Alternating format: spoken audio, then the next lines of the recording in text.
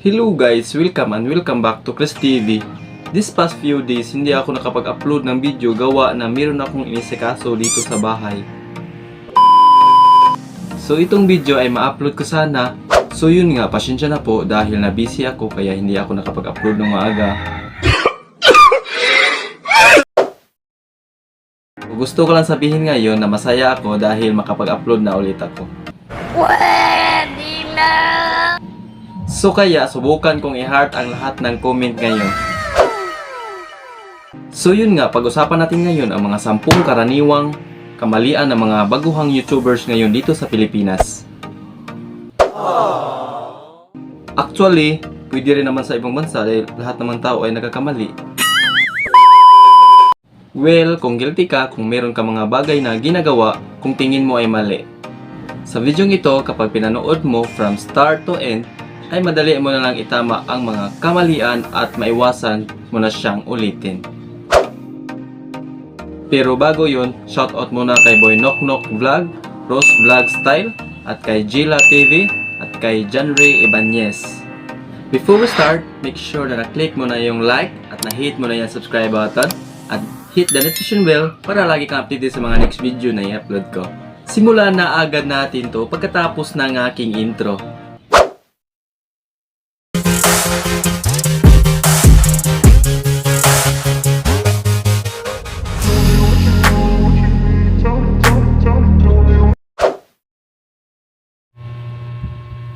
Hi guys, ako nga pala si Chris TV. Gumagawa nga pala ako ng YouTube tips, YouTube tutorial. Kung interested kayo sa mga ganitong video, feel free na bumisita sa aking YouTube channel at para makita ang mga video na ginawa ko. So yun guys, nandito ako para i-share sa inyo ang mga paraan na dapat gawin na mga nalalaman ko. By the way guys, ang term na gagamitin natin is based lang sa kagustuhan ko. Actually guys, Tagalog siya at self-explanatory na rin. Pero mas maigi siya kung Tagalog para komportable kayo at madali nyong maintindihan ng mga example ng mga word natin. Mistake number 1. Magulong channel name. Sa paggawa ng channel name, kayo ang masusunod dito. Sa pagpili ng channel name, kayo ang masusunod dito. Depende yan kung gusto nyo ba ng full name, gusto nyo ba ng nickname nyo, o gusto nyo ba ng pangalan ng brand nyo, or gusto nyo ba ng random channel name. So it depends on you. So kung anong gusto nyo, ba't naging magulo lang ang channel name kapag naging mahaba na ito? At yung spelling ay sobrang hirap basahin. Minsan ang hirap i-pronounce, minsan ang hirap i-search. Mistake ko nga sa paggawa ng pangalan or sa paggawa ng channel name, maikli, simple lang pakinggan, at unique, yung wala ka pang kapareho. Ganon ang pinaka-ideal channel name. Tsaka guys, iwasan nyo ang paglagay ng channel name nyo like question mark, exclamation point, underscore, hashtag, period, dash, at marami pang iba. So iwasan nyo ang paglagay ng ganun. Mas maganda talaga yung simple, mas madaling makabisado ng mga tao, Mas madaling ma-recall kapag iniisip yung channel name mo. Para alam mo yun kapag sinearch ka sa YouTube, mas madali kanilang mahahanap. So Kuya Chris, bakit naman si The Hungry Syrian Wanderer ang haba ng kanyang channel name? For me, kapag nakalaki ang channel name mo, kapag sobrang sikat ka na, marami ka ng subscribers, kumbaga mayroon ka ng isang solid na community, siguro hindi na maging issue ang channel name kasi sanay na silang tandaan or sanay na silang basahin ang channel name mo. Pero hanggat maaari kapag nagsisimula ka pa lang, or iwasan mo na ang sobrang habang channel name or ang sobrang hirap basahin. Mistake number 2. Kinakalimutan ang privacy. Kuya Chris, anong ibig sabihin mo nito? Kapag nag-vlog tayo, yes, lumalabas yung video natin sa public, kung saan kahit sinong tao pwedeng makapanood. Hindi lang yung kaibigan mo, hindi lang yung pamilya mo, kahit sinong tao hindi mo kilala, pwedeng makapanood. Ang ibig ko lang sabihin nito guys, kung sakaling nagbablog kayo, kung meron kayong nahahagip sa camera, katulad ng address nyo, or nababanggit nyo yung mga contact number nyo, i-blur nyo or i-mute nyo, iwasan nyo na ang mga bagay na yon. Huwag nyong sanayin na i-expose yung mga personal information nyo. Kasi pwede siya makapagdulot ng problema sa channel natin. Kapag nilagay mo yung address mo, kung sakaling may galit sa'yo, nagbibigay sila ng mga threats, at mas lalong nakakatakot. Kapag alam nila ang address natin, pwede nila tayong puntahan. At kapag sa contact number naman, pwedeng ma-hack ang ating account. Kasi kung bakit, napanood ko ito kay Alexis Lingad na kapag alam ng hacker yung personal account or pinaka-contact number mo, kasi pwede nilang harangin yung signal na darating sa cellphone mo at sila yung makaka-receive nun. Kung sakaling nag-text ng code yung Google, yung hacker yung unang makaka-receive nun. Kapag alam nila yung contact number nyo, so sana iwasan natin ito. Huwag natin lagi ipakita at lagi nating iisipin yung privacy natin. So guys, huwag kayong manghinayang. Kung sakaling na-upload nyo yung video nyo at may mga hindi kayo na-blurred na mga information, i-private nyo na kaagad, i-edit, and then i-re-upload nyo kasi mas magandang ligtas dito sa social media kahit gumagawa tayo ng mga vlogs. Mistake number 3. Reshoot ng reshoot.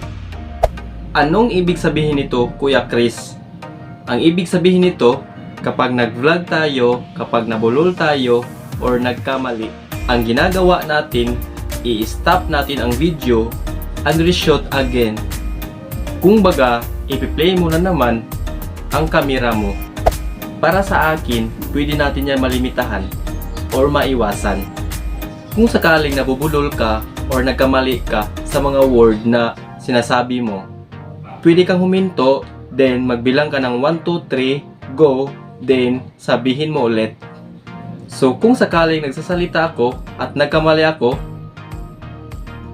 pause, 1, 2, 3, go, at saka ko itutuloy ang susunod kong sabihin. Ganun dapat guys, para hindi ka napipili sa sobrang dami ng videos na para pagtugtong-dugtungin. So kung baga, isang video na lang siya. Kasi ganun sa akin guys, isang video na nandun na rin yung mga mali ko or nandun na rin yung mga bolol moment ko. So sanayin nga natin na mag-video ng isang buo na lang at kasama na din yung mga mali natin. Mistake number 4. Gusto agad ng mamahaling equipment. Wala namang mawawala dyan, no? Kasi halos lahat ng mga vlogger, meron silang ideal or wish na gamit. So gusto nilang mapasa kanya. So kumbaga ako, gusto ko pang magkaroon ng magandang camera, lens, mic, ng setup, PC. Kasi lahat naman sigurong mga vlogger gustong mag-upgrade. So kung nagsisimula ka pa lang, kung hindi mo naman kaya bilhin ang mga bagay na gusto mo, so stick with your gadgets kung anong meron ka. Maximize your equipment. So kung baga, kung nagsisilpon ka pa lang, alamin mo rin yung advantage at alamin mo rin yung disadvantage nito. At kapag naaral mo na yung gamit mo at kapag nalaman mo na yung disadvantage ngayon, at kapag nag-a-upgrade ka sa susunod mong bibilhin, or alam mo na yung dapat mong bilhin, or alam mo na yung hinahanap mo sa isang gamit. Mahirap kasi guys, nabili lang tayo ng bili, pero yung item natin, hindi natin na ma-maximize. Malay mo, bumili ka pa ng bago mong gadgets, ay yung quality lang naman, ay sobrang hindi nagkakalayo. So kung sakaling, alam mo na yung pinaka-purpose ng unang gamit mo, kung na-maximize mo na, so alam mo na yung weakness niya, so pwede ka na rin mag-upgrade sa susunod mong gamit. Actually, may term dito, yung GAS, Gear Acquisition Syndrome, na kung saan yung tao naghahangad palagi sa bago, naghahangad palagi sa magagandang equipment. So kayo guys, huwag kayo masyadong mag-rely sa gamit dahil wala yan sa gamit. Nasa content yan, nasa tao yan, nasa value mo yan, kung paano ka makakuha ng views at kung paano ka makakuha ng subscribers. At kung mayaman ka naman talaga at meron kang pambili, why not? Mistake number 5. Hindi tayo nagre-research. Actually, itong mistake na to, applicable ito sa lahat, hindi lang sa pag-i-edit or sa pagbablog. So, kung meron lang tayong sapat na time sa pagre-research ng sasabihin natin, kung sakaling hindi tayo sure sa pronunciation, sa spelling, sa meaning, or kung saan-saan pa, mas magandang i-research natin ito. Kasi kapag pinanood nila, mas maganda kahit na-entertain sila, meron silang makukuha na aral or factual things na galing sa'yo. Actually, yung pagre-research, hindi siya move para maging perfectionist ka. Hindi ko sinasabing ganun. Ang sa akin lang, mas maganda na magre-research tayo para maiwasan natin ang mga false information at maiwasan natin ang mga fake news. Actually, ang pagre-research ay good exercise na rin ito sa lahat ng bagay. Lagi nating tandaan na libre lang mag-search sa Google. Mistake number 6. Takot maglabas ng personal na opinion. Maraming mga baguhang YouTuber ngayon na nagsisimula pa lang na natatakot na maglabas ng sariling opinion dahil takot silang pagsabihan ng ibang tao. So paano nga ba tayo maglalahad ng patas na opinion? Pero isipin natin na meron tayong isang bagay na tinutukoy. Pero isipin mo yung mga taong bakit merong nag-agree, nagdi-disagree, at bakit merong mga taong walang paki? Well, alamin mo kung sakaling agree ka, alamin mo kung bakit ka agree. Bakit may mga taong agree din? Ano yung nagpa-agree sa'yo? Katulad din sa disagree. Kahit isipin mo rin bakit may mga taong nag-disagree. Ano yung nagpa-disagree sa kanila? Bakit may mga taong walang pake? Kapag na-analyze mo yan at nagbigay ka ng mas opinion mo, mas maging safe ang pagbibigay mo ng opinion, mas maging patas. Wala kang malalamang na tao. Kasi nagbibigay ka lang ng patas na opinion. Maganda din ito para maiwasan natin ang mag-degrade ng tao. Kasi pwede natin papayuhan ng isang tao sa pamamagitan fair opinion at advice opinion. Mistake number 7. Attach na attach sa monetization. Yes, ang monetization part na maging YouTuber. At part ito para kumita tayo sa YouTube. At pero nag-YouTube lang tayo at mag-upload lang tayo para lang ma-monetize at para lang maisip agad ang kita natin, mahihirapan ka. Bakit? Kapag nag-YouTube ka, dapat nag-i-enjoy ka at kasama yung passion. Kasama yung hobby. Nag-i-editing ka, nagsasalita ka, nag-i-enjoy ka, nag-entertain ka. Lahat. Wala namang masama doon na gusto nating ma-monetize. Naging masama lang ito kapag sobra na. Kumbaga, gusto mo lang gawin itong bagay na to para lang ma-monetize. Katulad ng pagbili ng subscribers, pagbili ng views, which is hindi siya makakatulong sa'yo. Yes, meron kang maraming subscribers, meron kang maraming views, pero yung community na meron ka is parang wala. Meron ka lang mga robot na taga-subaybay. Maganda pa rin kahit hindi sila ganun karami, at least solid sila. So para ikukumpara ko sila, para magkaroon ng kaibigan, hindi lahat ng tao ay maraming kaibigan ay masaya. Mas marami pa din yung tao na mas masaya kahit kunti lang yung kaibigan. Pero grabe yung samahan nila. Nagigets nyo yung logic? Although yung monetization, sana rin yun sa mga process sa YouTube. Paano tayo kikita at paano tayo magkaroon ng ads. I-enjoy lang natin yung pag-YouTube kasi yung monetization ay kusang darating yan at susunod yan kapag nakaka-provide ka ng value at trust sa mga viewers mo. So huwag tayong masyadong atat sa monetization. Mistake number 8. Maliit masyado ang tingin sa sarili. Hindi mo kailangan maliitin masyado ang sarili mo dahil baguhan ka pa lang sa YouTube, dahil ang konti pa lang ng subscribers mo. Hindi. Paano kung merong businessman or entrepreneur kasi gustong mag-YouTube at i-share yung mga knowledge niya dito sa platform na ito. Tingin mo ba dapat siyang panghinaan? Hindi, di ba? Kahit konti pa lang yung subscribers niya, behind YouTube, marami na siyang nalalaman, marami na siyang kayang i-share sa mga taong manonood sa kanya. Doon pa lang, panalo na siya. Hindi ko sinasabing kailangan mo maging businessman para hindi ka panghinaan. Kahit sinong tao, hindi mo kailangan panghinaan. Tandaan mo, iba't iba tayo ng personality. Hindi mo kailangan ikumpara yung sarili mo sa mga idol natin na mga bigati na sa YouTube na mas madalas na napapanood. Meron kang sariling way kung paano ka magsasalita, paano magpapatawa, paano mag-perform. Yung ikaw lang yung makakagawa. So, mag-build kayo ng sarili mong character. So, normal lang na maka-experience ka ng walang views, walang mag-subscribe. Kasi, baguhan pa lang tayo.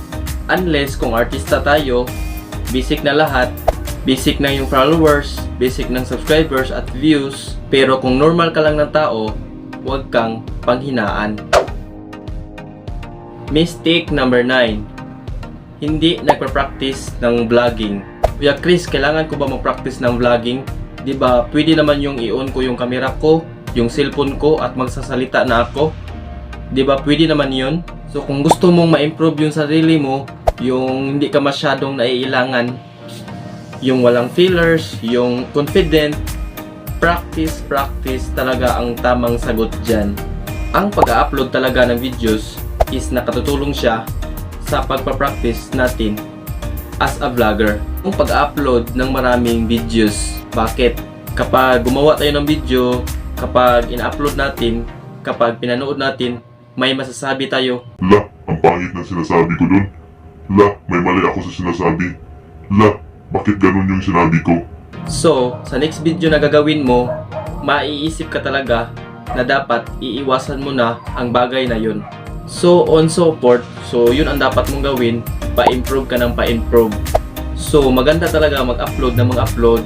Hindi lang tayo matulungan tayo na makukuha yung watch hour, pero matulungan din tayo na masanay sa pagharap ng kamera.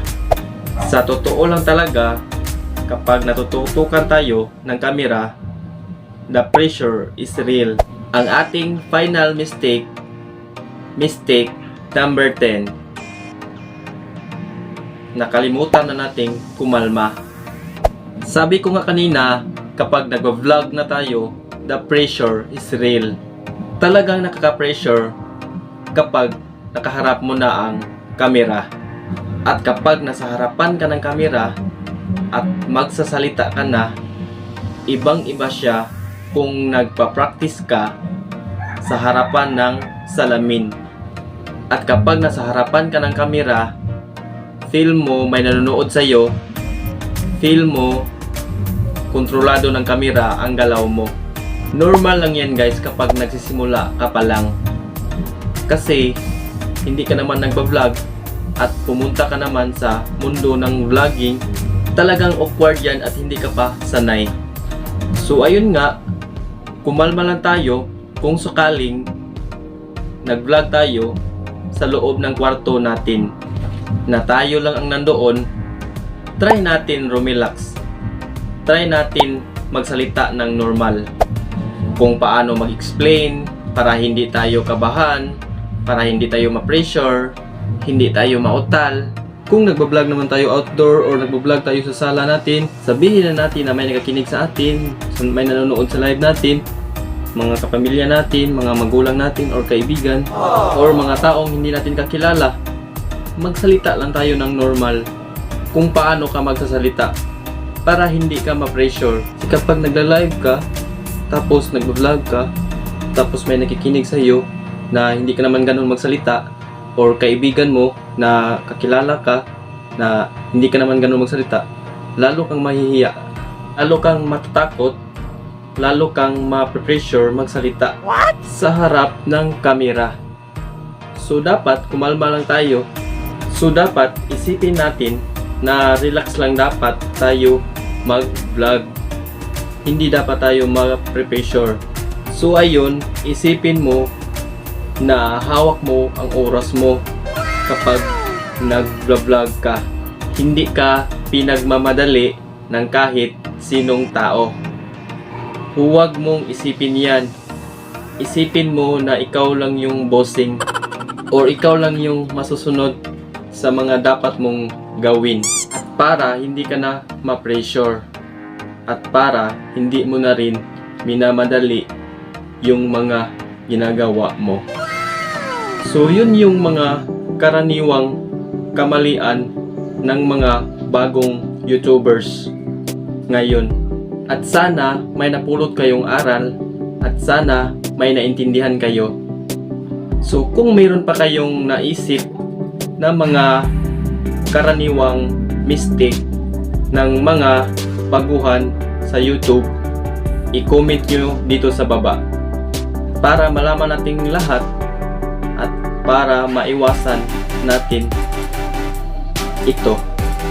So kung gusto nyong magpa-shoutout, mag-comment lang kayo dito sa baba ng hashtag ChrisTV pa-shoutout para sa next video ko, yung channel mo na yung ma-shoutout kasi random ako pumili sa mga isa-shoutout ko. Hanggang dito na lang po muli. Kita-kits na lang po tayo sa next video ko. Support me for more upcoming videos. Don't forget to like, share, and click the subscribe button and click the notification bell para lagi kang updated sa mga video na i-upload ko.